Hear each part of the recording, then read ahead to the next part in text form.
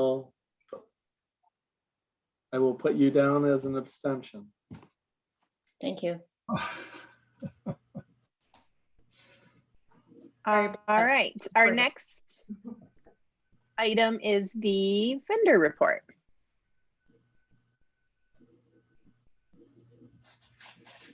All right. Hi, everyone. Just a few things I wanted to point out this month. Let's see, let's look at the second page.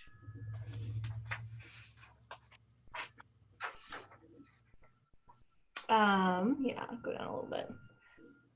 Under revenue here, you'll see a very large check we were able to deposit from Dane County, and that is the 2021 operating reimbursement from Dane County. So that makes up, what is it, about 40% of our yearly budget.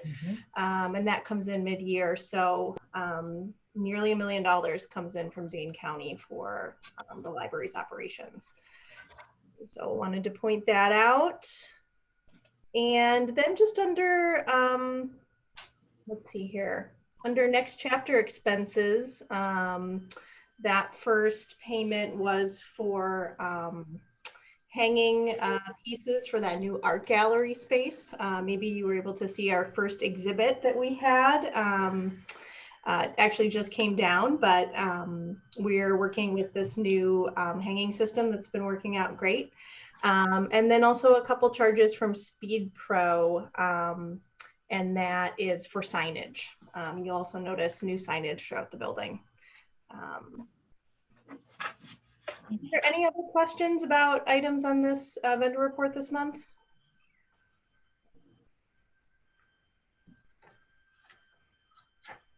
Move approval. Okay. We have a first. Is there a second? Second, Rosheim. Any discussion? All those in favor, say aye.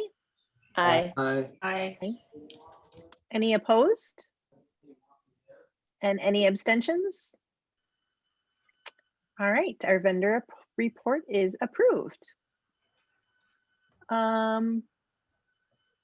Item for discussion, and I know Jocelyn had shared some documents ahead of time for financial review.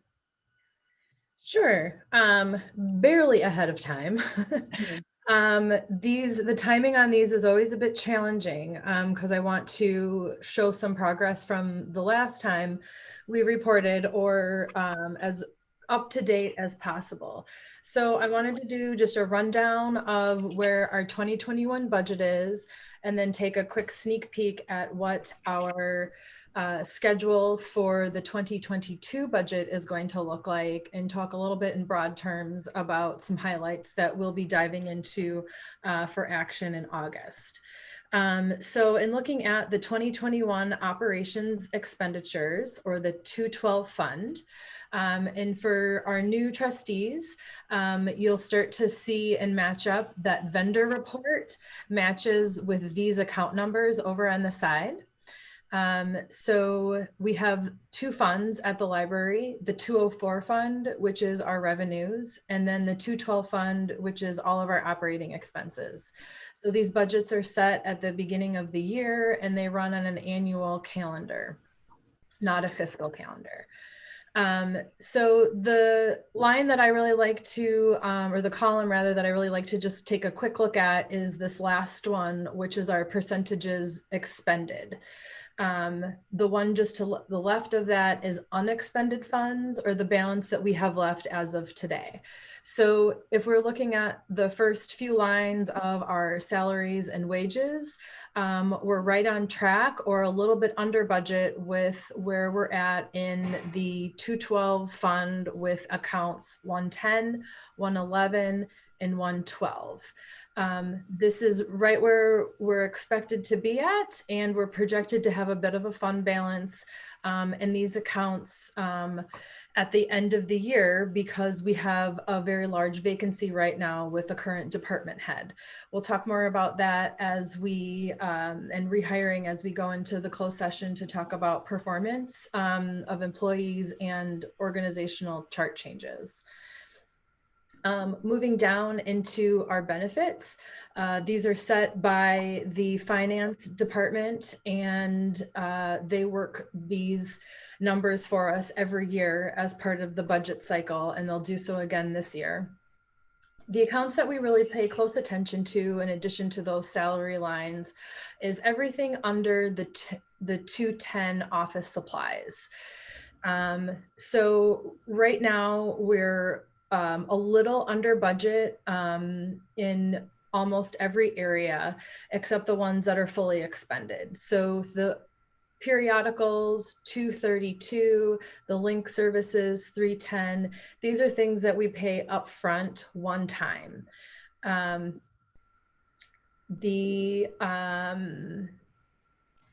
Let's see, our book account, the 230, this along with our audio account, which is, 35% expended and about 26% expended. That doesn't include encumbered funds that haven't gone through the payment process yet. So we submit the bills. Everything goes to City Council on the consent agenda, and then after a City Council meeting, then the bills get finalized and we see those accounts paid out.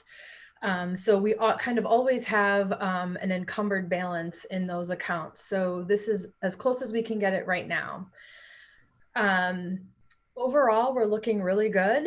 I have no major concerns other than we will end again this year with most likely a fund balance. This is the third year in a row that we will have an abnormally larger than normal fund balance or carryover from the year. In 2019, we had a succession of promotions. In 2020, of course, we were closed for more than half of the year. And then this year, we're still seeing those effects from the pandemic. So we're really looking at our first normal budget in 3 years, starting in hopefully 2022. A quick rundown of a couple of these definitions. The audio includes all of our digital hoopla expenses.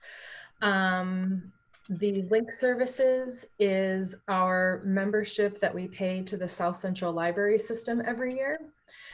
Those accounts are determined through the July system, all directors, and we all take a vote on those. And then each of the municipalities has a weighted vote depending on the budget and the size of the community's population. So Madison has a heavier weighted vote than Middleton, and Middleton has a heavier vote than Stoughton, for example. We vote on everything from how much is our annual membership going to cost, to how much delivery will cost, to whether or not we should expend further system funds towards things like the Wisconsin State Digital Library Consortium. Moving down here to the 315 account, we're looking at outside services. That was a change that was made specifically in 2021 at a request from the chair of the finance committee, Alder Sullivan, so that we could keep separate track of our cleaning services. So outside services is specifically designated towards our cleaning company. So we have contracted with them for $35,000 for cleaning services. Electronic resources is all of our databases. So under our website, under services and databases, that's all of those expenditures to support those.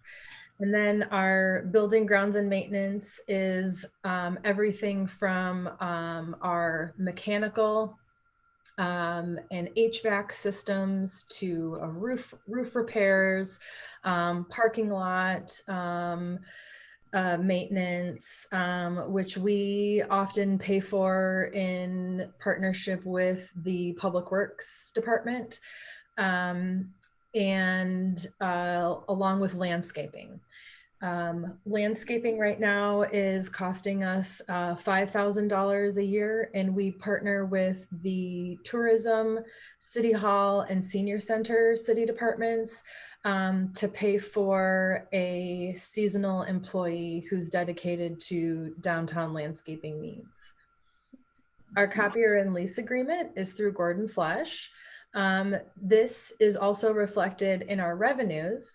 And we really look at this as a public service. And so you'll see that as an expenditure in the 212, and then also in our revenue account in the 204s, because we charge for that service. So we try to create a balance between how much the service costs and how much we're charging people. Training and development is dedicated towards staff. Mileage, we probably will not expend this year because so much of our meetings are on Zoom. That might also be true for moving forward. The way that we expended mileage really had to do with, first and foremost, Amy Perry mileage reimbursement on her own personal vehicle for her outreach and engagement visits. So she keeps track of all of the visits that she does around Middleton and then gets reimbursed for that mileage. Meetings, I would often have meetings at the South Central Library offices, which are in Sun Prairie. Those all director meetings were all over the system. I was driving all around the 7 counties to go to those. Most of those have now been moved to Zoom or an online platform, and I would suspect that they might stay that way. Our insurance is something that we picked up in 2019. Previously, this was the library's insurance was paid for out of the general fund. So we took responsibility for that a couple of years ago, and that's worked through with the city finance department as well. And then utilities is everything except our phones. And then of course we have programming, which we talked about at the last meeting in regards to working to grow that account, as is reflected through the need to include programming as an essential function in the library services. So all of that to say, we started off the year with a fund balance, leftover funds from 2019 and 2020 of over $390,000. We will most likely end this year again with a bit of a fund balance. And this is where I like to start getting some ideas about how does the library board feel about working with our city finance department on the exploration of some investments. So before we move into a discussion about the 2022 budget and those investment possibilities, were there any questions on the 212 fund?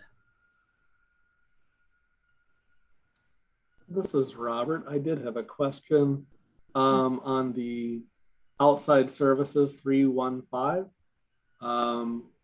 Is the intent, I mean, everybody was doing like deep cleaning and stuff during the pandemic. Cleaning is necessary year round and from year to year, right? No matter what. But is the intent, was this outside service intended to be specifically pandemic related outside service, cleaning services? And are we intending to keep that in future years or at the same magnitude in future years? Sure. So yes and yes. The response to the pandemic we had a change, if you recall, last summer with our cleaning services. We had previously contracted with the company Coverall. We had experienced unsatisfactory services for a couple of years, and tried really hard to work with their team and crew to get those services up to contract standard. And it just wasn't being met. And then with the onset of the pandemic, we felt like it was really, really important to get that under control and be responsible for offering a clean and safe environment to the staff. And then when we reopen, so we changed services and are now working with environmental controls, and they've been doing a great job in keeping the building clean. They have a really great ticketing system for better communication and tracking exceptional performance along with challenges. And we've been really satisfied with their services. That being said, they are more expensive. The City Hall, Senior Center, and Tourism all are continuing to use Coverall. And as far as I know, they're still also experiencing challenges. I'm not exactly sure why Alder Sullivan wanted to have that as a separate account.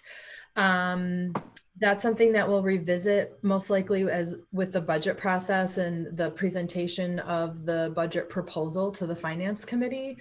I'm fine with keeping it separate. I have no opinions about that necessarily one way or the other. So does that answer your question, Robert? I should also add too that related to the deep cleaning, during the pandemic, we had a few instances of some building-wide deep cleaning. I can't remember the company. It was a different company. Yeah, that was different, and it was paid for out of a separate fund, and doesn't have anything to do with the 315 account. But we did do that as part of the deep cleaning. So just because he's asking about that, I think it answers my question, and I don't always know why finance asks for things, but I think in this particular case it was, we were looking, the Common Council was looking at, are there things that might be refundable to the municipal government from, as a pandemic type expense.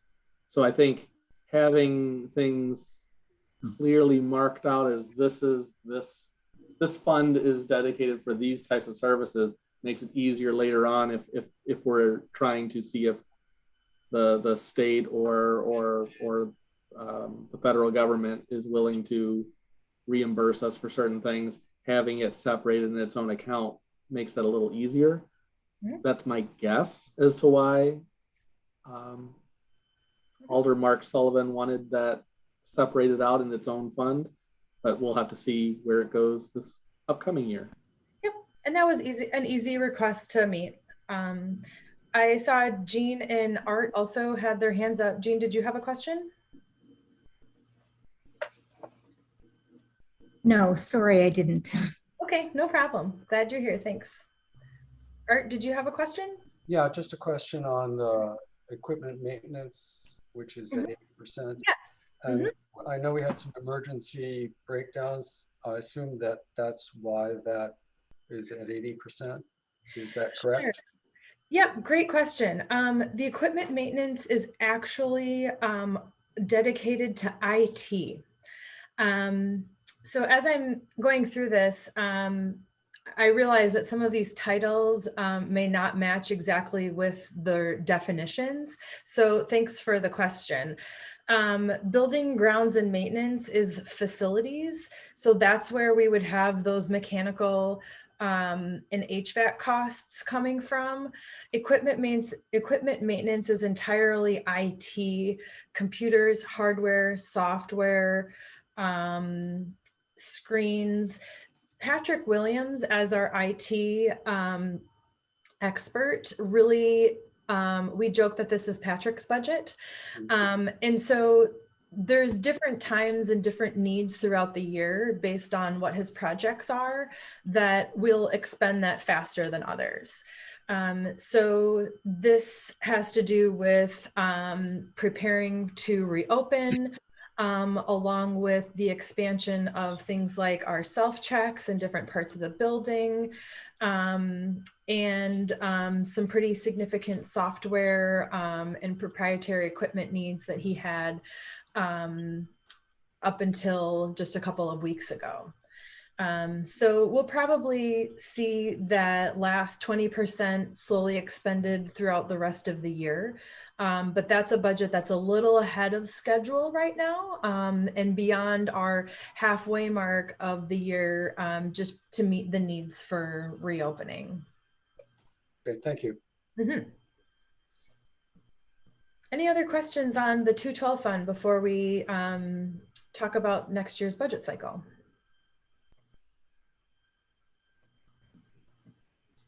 Well, I have one other question. Mm-hmm. So maybe this will bleed over into the next discussion.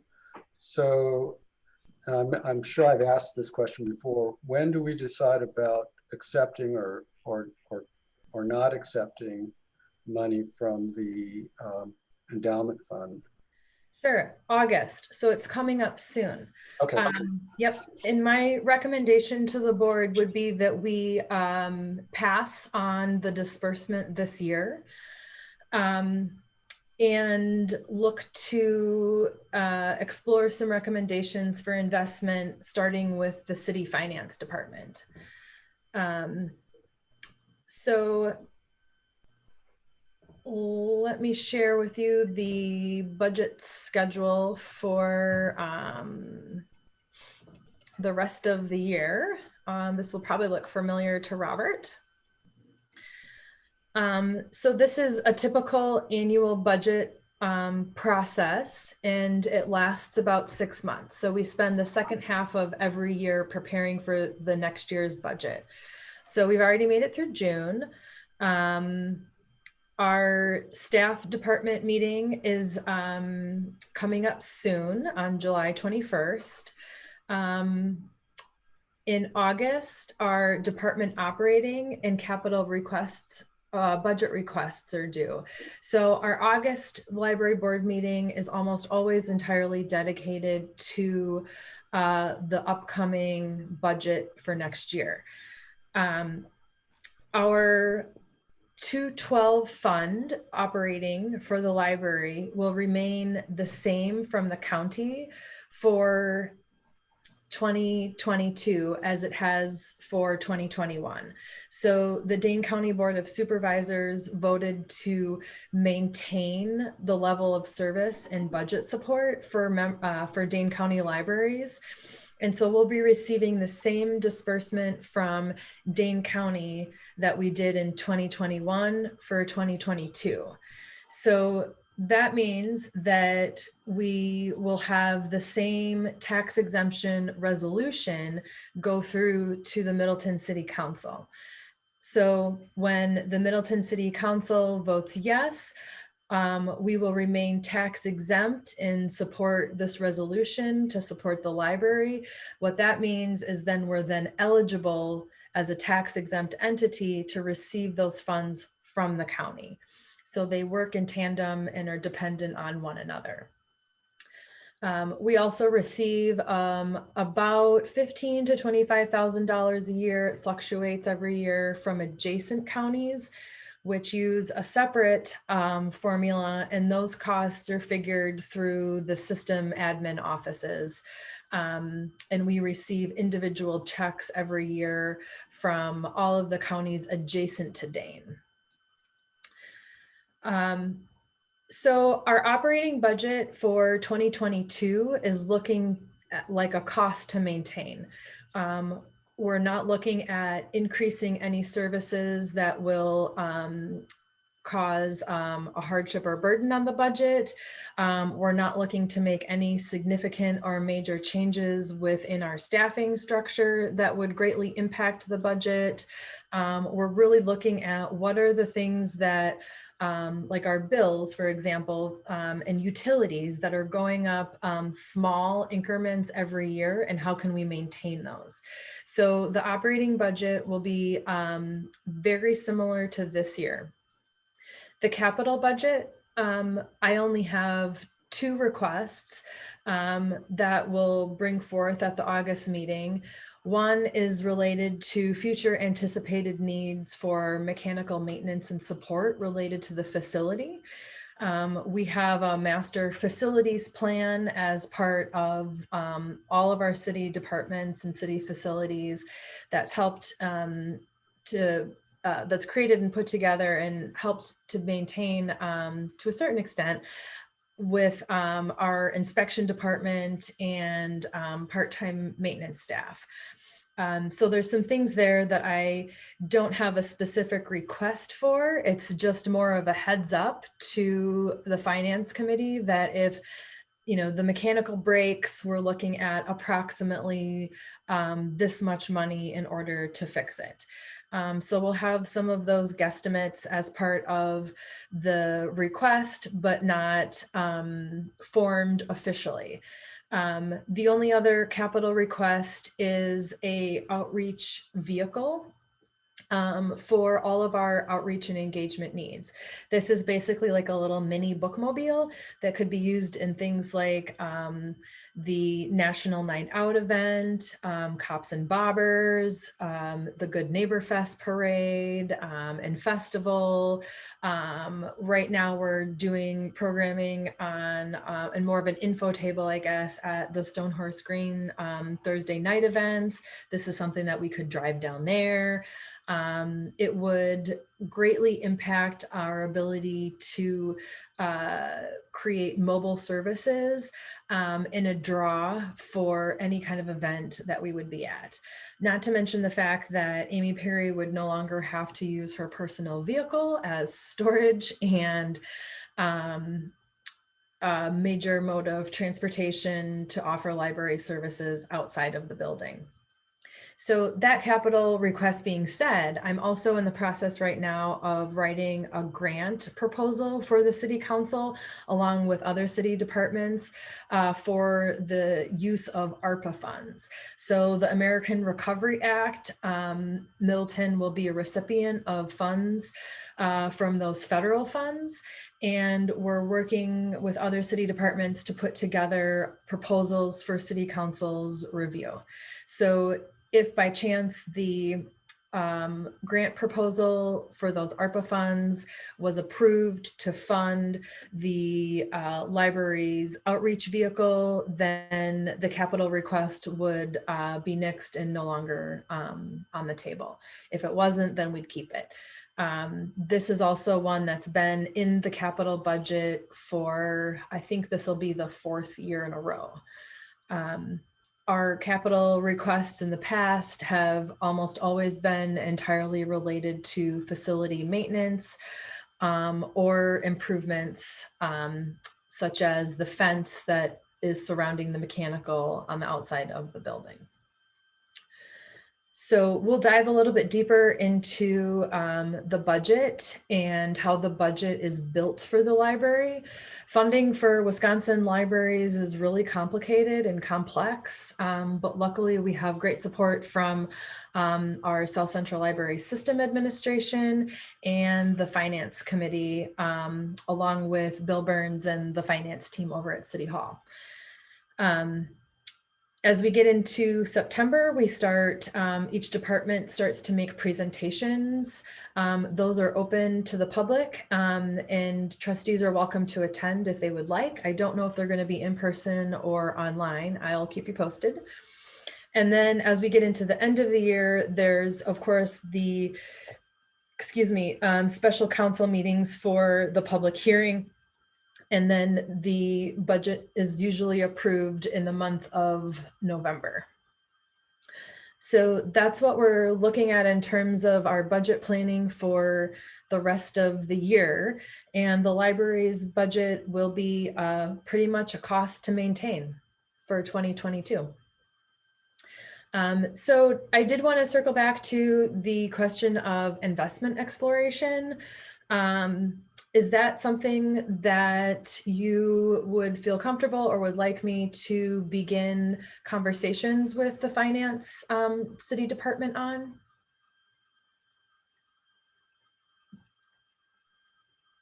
I think that would be wise.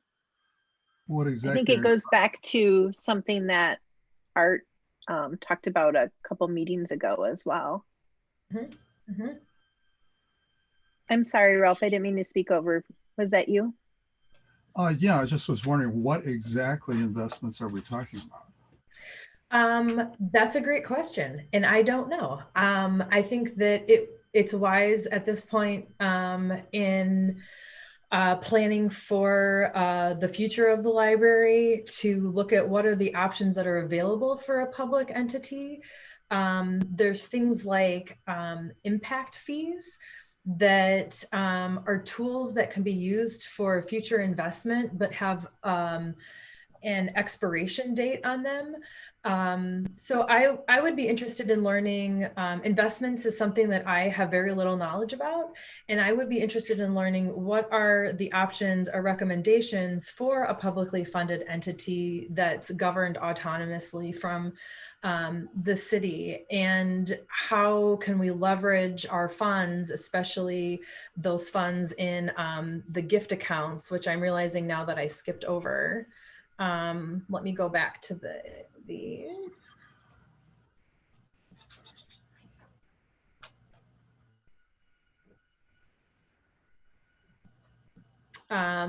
These funds are gift funds, and how we could help our money make us money. Right now, we're not investing at all. The South Central Library System Foundation has the highest yield account out of all of our options. So what yield is that? What yield is that? Pardon? Do you know what the yield is? I don't know exactly. I need to check. Or something? Yep, it does fluctuate. It's through First National. The foundation is through First National Bank. I'm guessing you had about $30 interest for that. Yeah, it's looking like about $32 of interest this last month. So it's not a lot. You know, I think like Art has suggested in the past, and what we'll do, you know, with the endowment disbursements is just let it sit there, because the more money that we can build up in the endowment, then the larger and not take from, then the larger the disbursement becomes.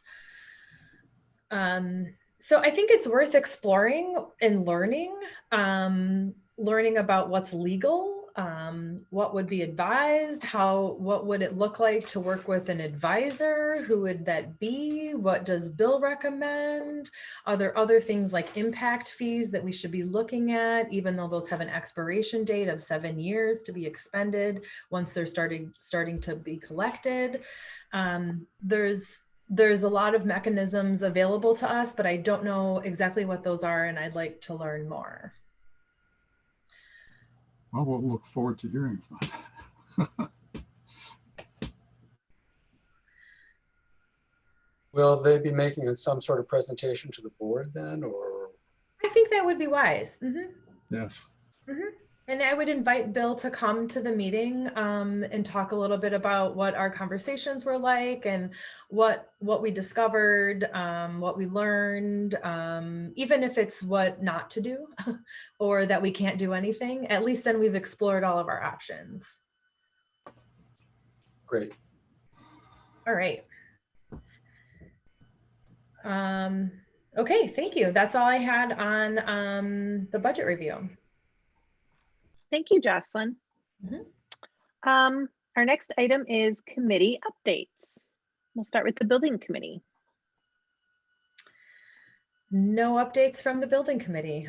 We are just still at hiatus, waiting for the community campus plan to be revived from life support.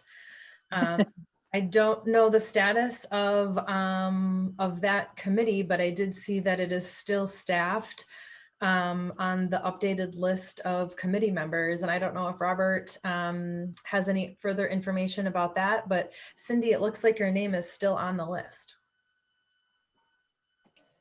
Probably because they haven't done anything yet, but we'll Yeah. see. That's my update on that as well, is that once it got shelved, it's not been unshelved, so I don't have any updates either as to when the community campus group may revive. But I could always ask. I don't have that information today. Okay. I would suspect that committee will remain on hiatus until we have some sort of action happening with the community campus planning committee. Sure. Mhm. Development. We had a meeting. We were a small but mighty group. Nice. I think that was between the last board meeting. I can't remember. My time is all fluctuating together. It was, and we determined a date for the next chapter fundraising and project celebration, which will be Friday, August 20th, most likely in the afternoon. We will have another artist hanging some work in the coming weeks. We hope to have a table out front, offer some light refreshments, most likely some words shared from our mayor. So we'll keep everybody posted on what the volunteer needs are looking like for the agenda as that event develops. And advocacy and communications. I don't know if, I think we've been on hold with our group there, but I don't know if there's any other Certainly enjoy information. new appointments by you. Yeah, So that we have was people. that was my recollection as well, is that Courtney had kind of said, well, we know we have a couple of open positions on the board of trustees, which we're filling, but obviously now we have a new open position on the board of trustees as well. So I would say, I know the mayor just made an appointment for Corrine, which we're excited to have her come on board, and we'll now have to do that again and have another nomination from the mayor for a position to replace Courtney Ward Reichardt's now open position. So I don't think there is any updates. It's something that we'll want to come back to once we're kind of fully staffed, I would think. Definitely. All right. Liaison updates. Robert, do you have anything from City Council? I do. Although you've all heard it already in this meeting, the Common Council is getting into starting the budget season. As you saw, it basically goes from now until basically the beginning of December or the end of November. So this is the time where we figure out what's happening next year, and this is the time where people like Jocelyn come before us and say, this is what we see needing in the next year for our department, and then all of that gets weighed, and we see what we can afford to do with the money allotted to us at the city level. In addition to that, I can confirm that the Common Council is now having meetings in person, although they're still, we have done them as hybrid meetings. Basically, 6 or 7 of the council members appear in person, and 1 or 2 are coming in virtually. And so far that's working out pretty well. We did notice that there's about a 1.5 second delay in the video stream for people who are participating virtually, which and occasionally there's problems with the audio feedback or audio noise. We have the city the city has a sound engineer on site, contracted sound engineer, to come and help us run our common council meetings. So the sound engineer sits in the common council chamber to control the audio and to select the camera view that is broadcast over Zoom. And I'd say overall it's working pretty well, but that 1.5 second delay takes a little getting used to, especially when we're all doing our votes. We say, all those in favor of this say aye, any opposed, and then there's always somebody who says aye, and it sounds like they're opposing something, and it's just that there's been a delay in the virtual system. So, but overall it's working, but I think partly it's working so well because we do have a sound engineer. The couple of meetings I've been in that don't have a sound engineer, there's been a lot of audio feedback from people having like an active tablet or an active phone. So it's got a speaker and a microphone. So it either picks up the sound from the room and rebroadcasts it, or it produces sound from the speaker part of the phone or tablet, and that gets picked up by some other microphone. And then you start getting this loud, whining, wailing sound that comes up from feedback. So still working through the bugs, but yeah, Common Council is meeting in person with a virtual component. So it's so far working pretty well. That's my update right now. Nothing all that specific to the library, I guess I would say. Thank you, Robert. Art, do you have any updates with the Friends? Yes. As our Friends liaison? Sure. There's a meeting tomorrow with the Friends group, and I will be attending that meeting. According to the Friends charter, they need 4 board members to be able to continue as required by their charter. And they have some candidates who hopefully will step up to the plate. The current board members will not be planning to continue on the Friends board. So the meeting tomorrow, if I understand this correctly, if there are not 4 people who step up willing to be board members, then that will result in the dissolution of the Friends group, which will then need to be reconstituted at some future date. If dissolution is the outcome, then a decision will need to be made by the Friends as to what vehicle the current funds in the Friends will be utilized in order to pass that along to the library in some fashion or another. And that will be a matter for further discussion among the Friends. So I'll report the results of that meeting tomorrow night at the next board meeting. And Kim, if I've misspoken or misstated anything, please feel free to correct me. I think that was a good recap. Thank you. Where we're at. Thank you for the update. MCPASD for the school updates.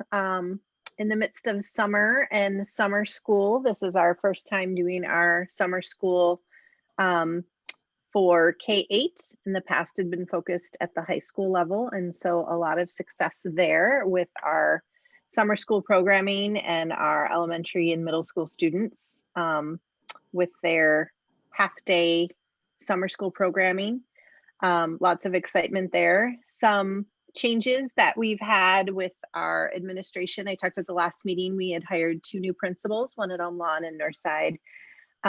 And this summer, we just did some hiring with some new district administration. So I've moved into with Dr. Rainey Briggs taking the superintendent position for the school district of Baraboo. I've now moved into his position as director of elementary education. And then we've also hired and welcomed Keith Schneider from the school district at Cambridge to be our director of middle school education. So that's exciting and some changes there. Our board will be The school board will be meeting in August to do a final review of our updated strategy map with our school district goals. And then we'll also be getting an update of our updated COVID protocols for the school year. So returning to the school year, full school programming 5 days a week with all students. You know, in the spring, we had some hybrid programming, some on days, off days for students. Families have been offered the option to do virtual programming if they're not comfortable in having their children physically in the school. We have about 100 students total that have opted into the fully virtual program. The rest will be in school 5 days a week, but still working with our medical advisors on guidance for mask wearing and any other protocols that they're recommending for school. So that is the school district update. And we have community. I don't know if there's anything from the community that anyone has to share.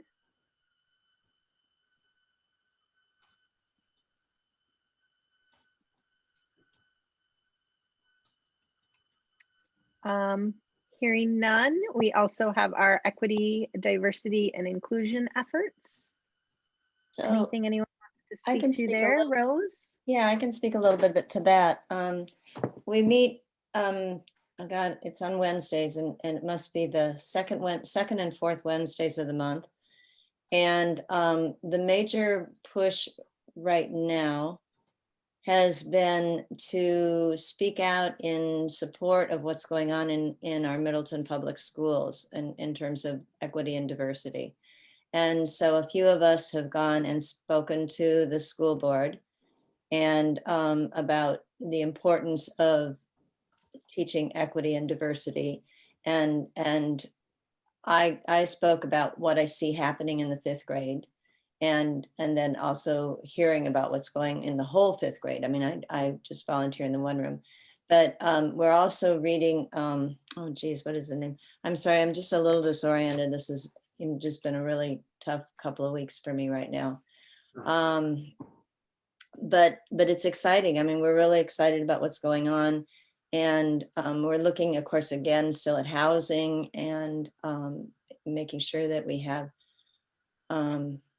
an effort into more affordable housing for people, and hoping that we would have actually some houses as opposed to all the apartment buildings, but that's not something that we can do a whole lot about. But that's just kind of a real quick update about what I see going on there with that committee.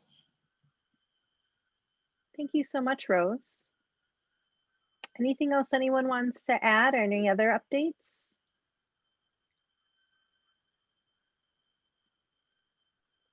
Okay, our next item is exhibits and display policy update.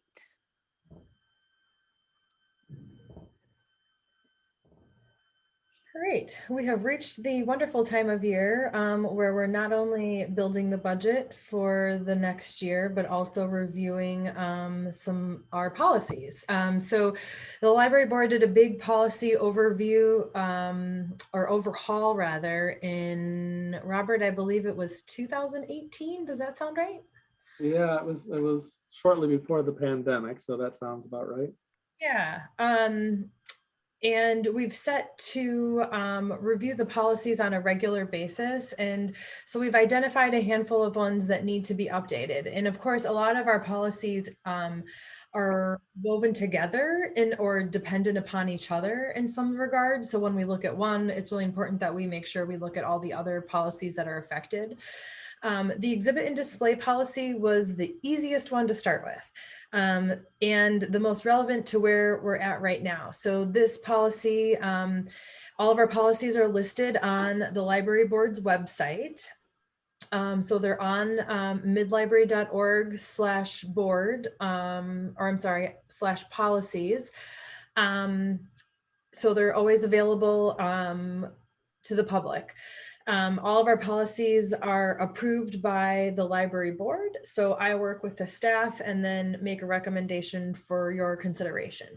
The exhibit and display policy specifically deals with two components that are somewhat new or updated in the library in regards to the Christensen Family Art Gallery. We previously did not have a very solid purpose or parameters or reconsideration process for art that's exhibited at the library. So this is an update of our purpose, which, just a quick review, is really meant to create community, support local artists, as well as the expression of art. So we stand by the Library Bill of Rights, the freedom to read, and the freedom to view statements, just like we do the freedom to read for an anti-censorship for our collections. The display really has to do more with the bulletin boards and informational displays, and what we do and do not display at the public library.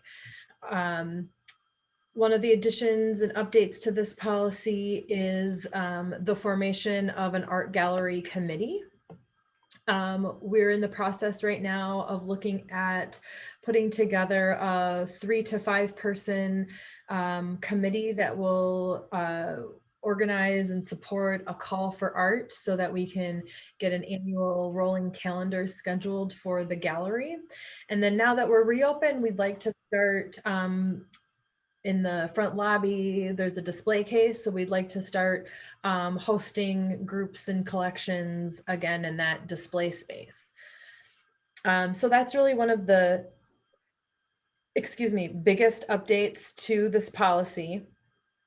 Most of the rest of it is fairly consistent with the previous one. We cleaned up a few details like our booking process, some of our language is consistent, and then the other big one is the liability and reconsideration of exhibits. So just like we have a process for censorship of library materials and books, like if someone were to come up and say, this book is inappropriate to have in the library, it needs to be removed immediately. We take those challenges very seriously and have a whole customer service process, and then also a formal form process that somebody could go through to ask for reconsideration or censorship of materials. Of course, a public library is totally anti-censorship, but we want to take all of those requests seriously and have a process to handle them equitably. So we have a form for reconsideration that that person would fill out if they're not satisfied with the conversation they have with the staffer or myself. We would put together a small staffing committee, perhaps one trustee, to review what that material or exhibit is, based on the form that the complaint or the challenge is filled out on. And then that would be presented to the library board for consideration. If something is ever removed from the actual library collection, then we report that to our national agency, the American Library Association, and then they actually keep national and global statistics on what books are most challenged or banned in a public library, a school library, academically or otherwise. So when we celebrate in October National Banned Books Week, those banned books are because someone has challenged and wanted them removed from the library for whatever reason. So we want to make sure that we have that same process for art as we move into hosting exhibits. Any questions on the policy or process for reconsideration? A question I have, Jocelyn, we had talked one time about some of the exhibits being more multicultural and actually getting people of various different cultures actually involved in doing the displays. Are we still working in that direction? Absolutely.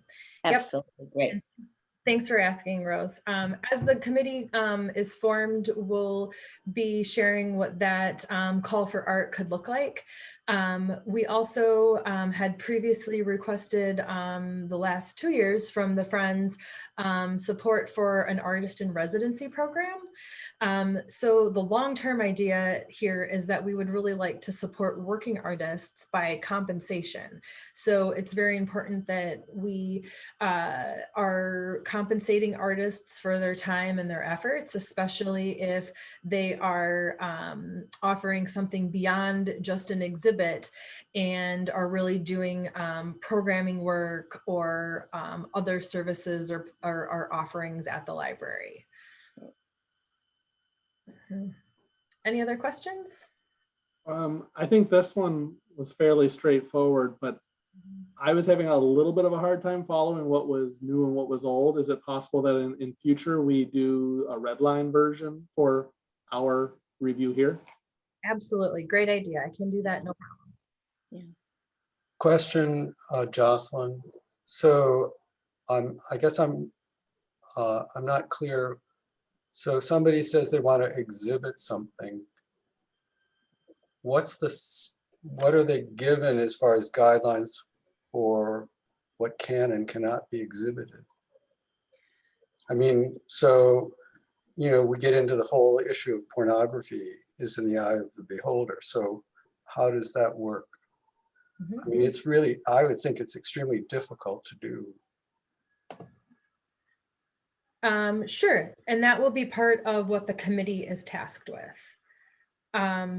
So while we don't want to shy away from topics that could be potentially controversial, because that's oftentimes where conversations are had and community can be built, we in learning and unlearning can happen. We also want to make sure that they're appropriate for the library. This is an all ages exhibit that will be enjoyed by everyone. And so that's something that the committee will definitely have to take into consideration with the guidelines and samples that we receive as part of the application process. So there's nothing specific written, it's determined by the committee itself? Yeah, this under priorities and guidelines here, 3B, these are really sort of our broad sweeping guidelines for exhibit. Anything deeper than that, I think the committee needs to be tasked with. And is there an appeal process if somebody's exhibit is denied? So that's what the reconsideration is for. So, oh, you mean if somebody's exhibit is denied? I see what you're saying, sorry. No, but that is something that I think we should add to our list of things to discuss with the committee. Good suggestion. Yeah, thanks. Yep, great.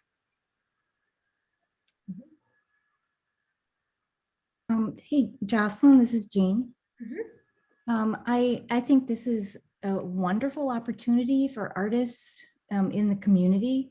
I would just add that my experience with this sort of thing is through the Madison Public Library and their overarching, I think they call it Bubbler program. And I mean, there is a, like if you want to have something exhibited within the main library in one of their exhibit spaces, there's a very formal application process that artists and exhibitors need to fill out that is then, you know, reviewed and you're notified whether it will be exhibited in the main library, or sometimes then they'll recommend that you pursue an exhibit at one of the branches if it doesn't, you know, fit the criteria for the main library. But it sounds like you're moving towards a formal application and review process, and I think that's great. Mm-hmm. Yeah, thanks, Jane, and thanks for mentioning Madison's process. A couple of years ago when we first started this, before we worked with the Friends on the request for funding for the Artist in Residency program, we met with the Bubbler folks. Trent Miller runs the Bubbler over at Madison Public Library, and got a lot of really great suggestions. They also have a really great database that they keep and can recommend and share information to artists. There'll definitely be an application process. It'll most likely be online. There'll be a juried rubric. And then there's also a form that artists will sign just as an agreement, which lines out, you know, you'll set up this day, take down that day, that sort of a thing. I checked with the city attorney on the language for that, along with insurance liability. And in the event of a fire or something like that, the library or natural disaster, the library's insurance would cover artists' work. They do, or they will have indicated on the form that they are exhibiting at their own risk. So we're not responsible for theft or damage that's incurred because of the general public. This last exhibit with Arts for All Wisconsin was a really great test run. It's a traveling exhibit that gets delivered, and then Rebecca and I set it up so that we could learn how to use our new system and then offer guidance and support to the artists, because we want it to be as self-sufficient as possible, and we're not always going to have the time or the capability to support artists hanging their own work. So we want to make sure that they have the tools to be able to do that. So that gave us a good test run. And then we also were really curious to see how the public would interact with the art. And there was a few pieces in particular that were hung pretty low that I wasn't sure were going to get knocked around, especially when we had the self-checks over in that area on the orange carpeting. And they did great. Nobody touched anything. Everybody really enjoyed it. We had a lot of really positive comments, and we're really excited to work further with the City Arts Committee, who gave us some recommendations for this policy, along with those forms and juried application process to support Middleton artists. Middleton City Arts Committee is staffed by Abby Attoon, and I believe there's 5 or maybe up to 9 people on that committee, all invested artists themselves or lovers of art. And they have started a database called AIM, A-I-M, that stands for Artists in Middleton. And so we'd also really like to partner further with them on building that database and starting off with exhibiting artists that live and work in Middleton.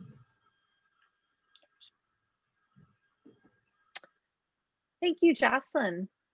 If there aren't any other questions, does anyone have a motion to approve this policy? Or the updates to the policy, I should say? So moved.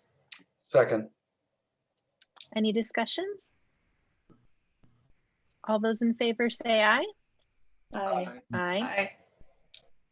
Any opposed? Any abstentions? All right, our motion passes. June roadmap and director's update. All right. It's always my favorite part of the meeting. I'm glad. A lot of work goes into putting these reports together and pulling all these photos and whatnot. So I'm glad you enjoy them.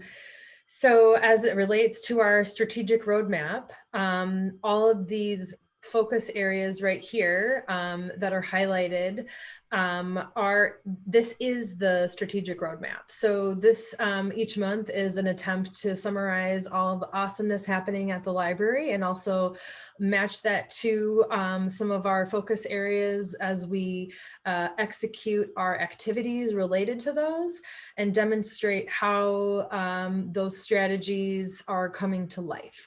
So and then also look forward into the future a little bit too. So we're not always just reviewing what happened, but we're looking ahead at what's coming up. You know, it's summer when Amy Perry and her crew are out into the parks. She has a whole calendar of events that's fully stacked for the rest of the summer. That's available online at midlibrary.org/outreach. She sees hundreds and hundreds of kids every year. One of the next big things coming up, in addition to the Thursday nights at Stonehorse Green, is the Good Neighbor Festival. So we will be represented in the parade. All of the trustees are welcome to walk in the parade along with the Dane County Bookmobile if you would like. The last time I checked, we will have both of the vehicles from Dane County Library Service there. So the big giant, I think it's 36 feet long. You have to have a CDL license to drive it. That big bookmobile will be in the library for the with the library in the parade, along with the smaller vehicle as well. So if you're interested in walking in the parade, please let Amy know. And then we'll also host a table at the festival grounds like we have in years past as well. The summer reading program is going really well, despite the fact that we've had to do it online again this year. This year's theme has been Tales and Tales. And our total program attendance and offerings for the month of June were at 49 programs with almost 2,000 people. Wow. So that includes all of our outreach and engagement programs as well. So that means that there was almost 2,000 people participating in library related events and programs and offerings in the month of June.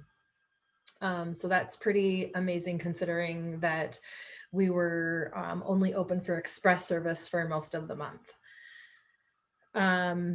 We are back up to 6 days a week. Right before we launched our 6-day-a-week, 49 hours per week service, we had a really great in-service or staff development day that focused on where we're at with the next chapter project and where we're going in relation to that third goal of increasing and improving customer service. So we reviewed our customer service standards and did a lot of practicing and just having fun with all of us being back in the building together for the first time in over a year. It was really great to have some of our newer staff that have been hired over the last year get to know the longer term staffers and share some pizza together and just have some fun on a half day before we really launched into the 6 days. So far the 6 days a week is going really good. We are short staffed right now, as we'll talk about in closed session. Rehiring, in the process of rehiring. So hopefully some of the pressure that we're feeling with filling shifts on our points of service and keeping up with processes like filling holds and handling returns, some of that pressure will be alleviated once we can get our full-time staff back up to par. Our place in space focus area highlights the Arts for All Wisconsin traveling exhibit, and then that next chapter celebration that's happening on August 20th. And then some statistics. We're really starting to see an increase with our services again. Every month I look at our statistics and review where we're at with our workflows in terms of our circulation, our digital activity with Hoopla and Libby and all of our databases. How is our computer use affected? I'd like to try and attempt to put together some charts and graphs that demonstrate this for you guys. It's very challenging to do right now because the story is still fluctuating. So we're still in recovery mode. But we, for example, are still gaining physical checkouts more and more each month. So also looking at our holds, we process about 15 to 16,000 holds a month. So these are what you see in the red bins in the back room and what gets sent from other libraries when you place a hold online for pickup at Middleton. And something that we found that's been really interesting is that those holds numbers, while there's been a few dips here and there, have really held steady throughout our entire closure. So we're back up again for the last few months since May at about 16,000 holds a month. So even though we weren't open, we were still processing just as many holds as if we were open. Just to give you a little idea of how many people we normally had previous to the pandemic, the month of June had 9,748 visitors. We were averaging 30,000 visitors before the closure. So that's about 1,500 people a day. So more on statistics to come. And then lastly, the Thriving Together goal, we specifically are working to strengthen the organizational structure of the Friends, along with create a nurturing and culture and continuous and innovative learning and development for staff, board, and volunteers, and want to ensure the long-term fiscal sustainability through that thoughtful financial development. So those are all things that we're working on right now. We just had a really great staff development day, training staff on customer service. We're working with the Friends on the next reiteration of what their organization is going to look like now that they're not focused on selling used books. And then we're also looking to explore what some of those financial sustainability measures could look like, especially in regards to our gifts and the exploration of investments. Any questions on the month of June or what we're looking ahead towards?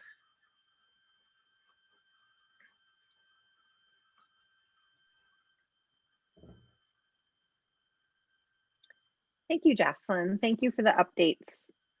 Our next item is about employee performance, going over an organizational chart with some changes in rehiring. Because of the appropriateness of that topic to be discussed more privately and Wisconsin state statute legally allowing us to do that. If anyone would like to make a motion, we can move into closed session for that item.